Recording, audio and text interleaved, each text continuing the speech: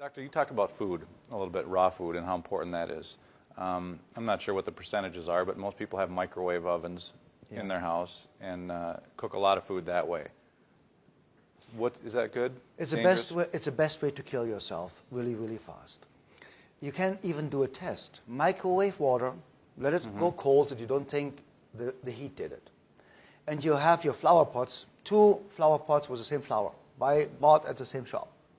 And one you water with regular water, and the other you water with microwave water. The one you water with microwave water is dead in 3 to 7 days. Dead. Not minusculely growing. No, it's done.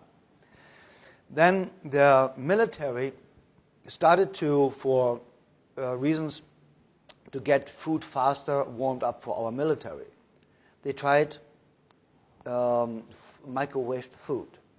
After 3 days, they had to stop because everybody was throwing up, dizzy and nauseous. The microwave is basically destroying every food value that's in the food and turning it into a toxin.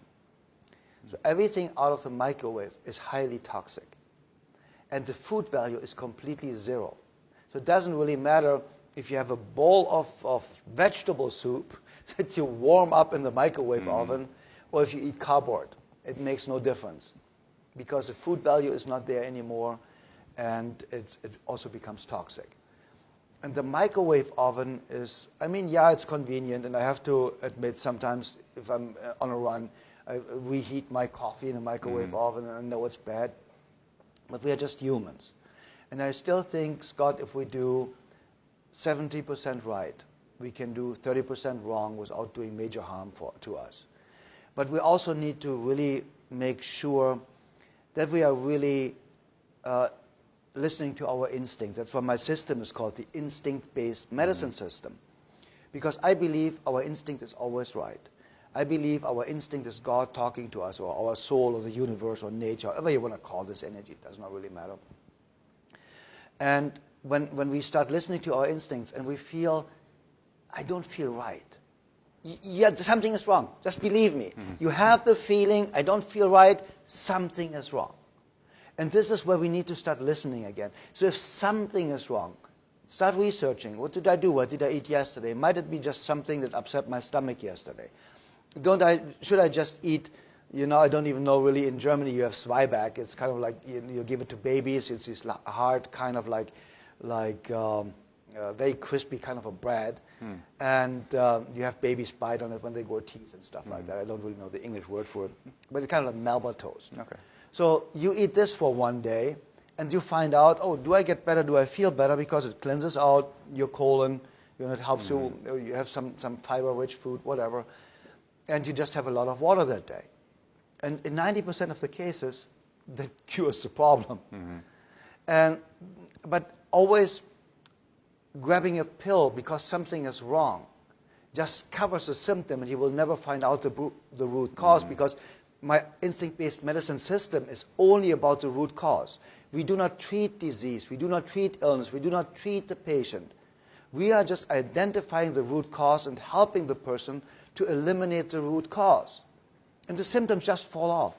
But if you cover it with medication, let's say for spinal problems, you can have headaches. There can be, from your spine, a misalignment of your spine. You can have eaten something really bad yesterday, and the toxins that your colon is producing or digestive tract giving you the headache. You can have a lot of stress. You can get a headache from that. Your muscles might be tight and there's no oxygen in your brain. So there are hundreds of possible reasons for you to have a headache.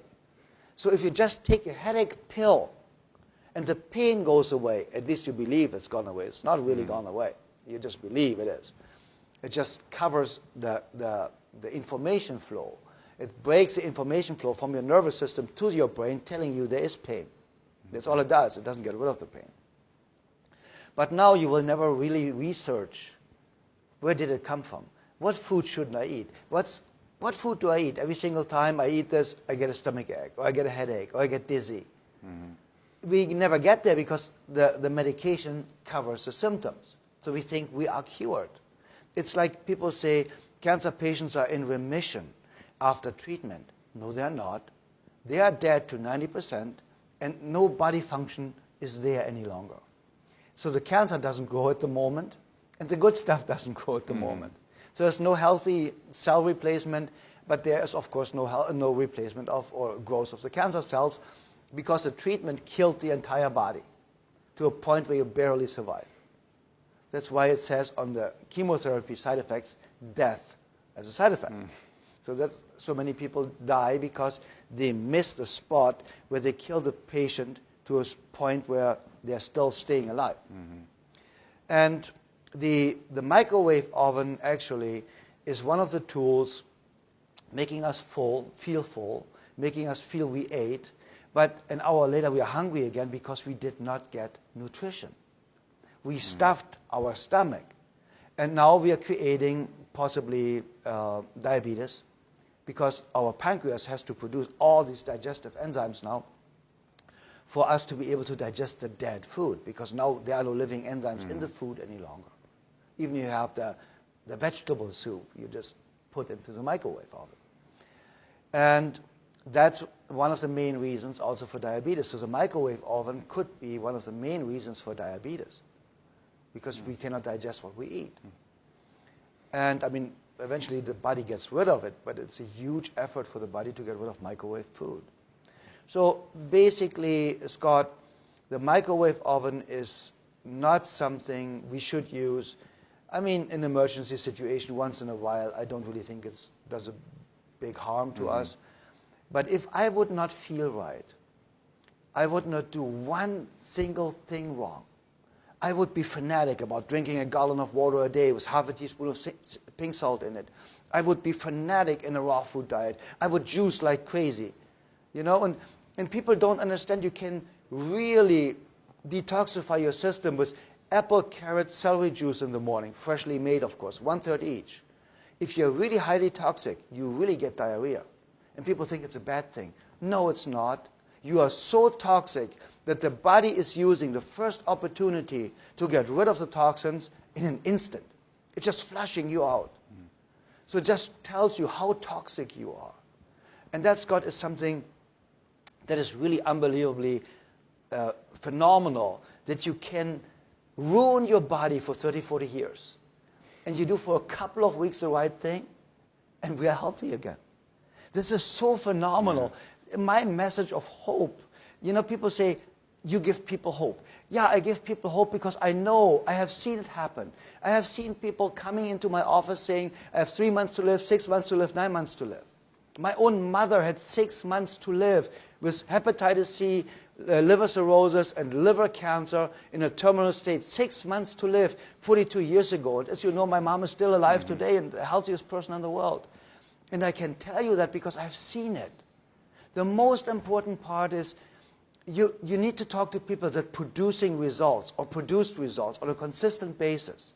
Never talk to somebody like a economy professor that never made $1 million in his life teaching you in university how to be rich. That's absurd. You know, I spent more money in a year in restaurant tips than they make. So this guy wants to tell me how to make money? No. I made the money before, from coming from starvation, from coming from a family from refugees after the Second World War. And I knew what it means to have nothing to eat, because there were days where we had nothing to eat.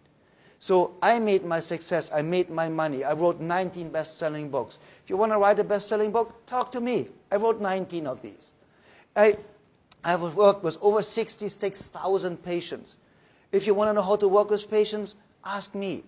So the point is, talk to people who did it. Talk to a patient who was sick and got healthy. Talk to somebody that weighed 400 pounds and now is slim and skinny and fit and healthy and strong. That's the person you talk to. Not a doctor whose lifespan statistically is the shortest of all professions. The doctor has a lifespan, an average of 56 years of age, the highest abuse rate of alcohol, the highest abuse rate of drugs, and the highest rate of suicide. This is a person you want to ask how to be fit, healthy, and strong for the next 140 years? No. You ask somebody who is doing it. You go to somebody that's 100 years old and plays soccer with his great-great-grandchildren, and you say, how in the world did you do that? And that makes a difference. So we need to talk to people that have done it before and that are producing results. And to conclude this, stay away from the microwave oven. And if you have children, throw the microwave oven out of the window, because they are microwaving everything and they are killing themselves.